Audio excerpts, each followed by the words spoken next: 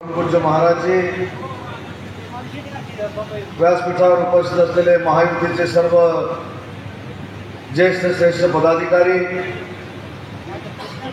आणि या मेळाव्यासाठी उपस्थित या मतदारसंघातील सर्व कार्यकर्ते बंधू आणि भगिनींनो,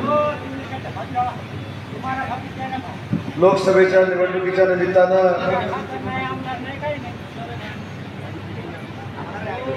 मागच्या वेळी या संपूर्ण परिसरामध्ये प्रचार करण्याची संधी मला मिळाली होती। त्यावेळी महायुतीचे आमचे उमेदवार बाबूरावच होते,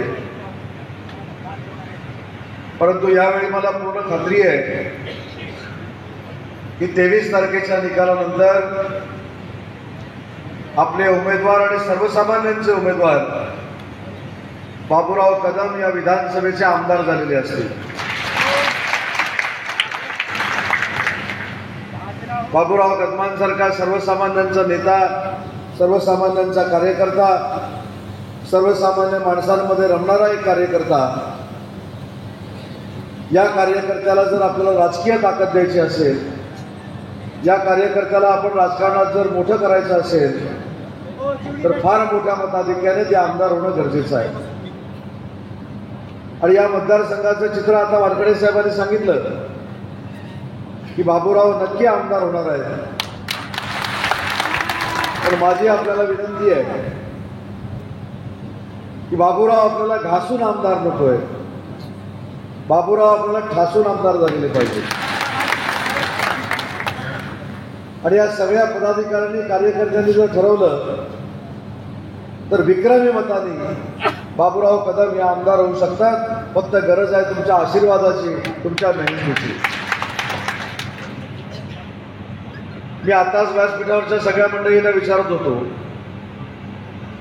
की बाबूराव कदम जर अतिशय चांगल्या पद्धतीने या विधानसभेचे प्रश्न मांडतात, माननीय मुख्यमंत्री महोदयांकडे प्रश्न मांडतात, आमच्या सगळ्यांकडे MIDC पाहिजे म्हणून सांगतात, परंतु सभागृहाच्या विधानसभेच्या बाहेर हे सगळे ते प्रश्न मांडत असतात। आता विधानसभेमध्ये भांडणारा जर आमदार पाहिजे असेल तर बाबूराव कदमांशिवाय पर्याय नाही, हे देखील आपण समजून घेतलं पाहिजे।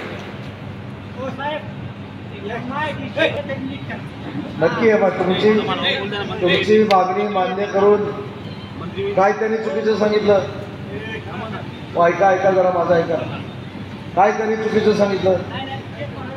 20 वर्षामध्ये इथल्या लोकप्रतिनिधींनी मागणी करून सुद्धा MIDC दिली नाही। ती MIDC तुम्ही मंजूर दिलेलं आहे की महायुतीचं सरकार येणारी काळ्या दगडावरची रेघ आहे, बाबूराव कदम आमदार असणारी देखील काळ्या दगडावरची रेघ आहे, आणि तुमची MIDC होणार ही देखील काळ्या दगडावरची रेघ आहे। परंतु जे मगाशी मी सांगत होतो की सभागृहाच्या बाहेर मागणी करण्यापेक्षा सभागृहामध्ये भांडणारा आता आमदार पाहिजे, आणि तो बाबूराव कदमांच्या निमित्तानं तुम्ही सभागृहामध्ये पाठवावा। आणि हा देखील विचार करावा, असलेल्या आमदारांनी किती वेळा सभागृहामध्ये तोंड उघडलं, असलेल्या आमदारांनी तुमच्या किती प्रश्न सभागृहामध्ये मांडले?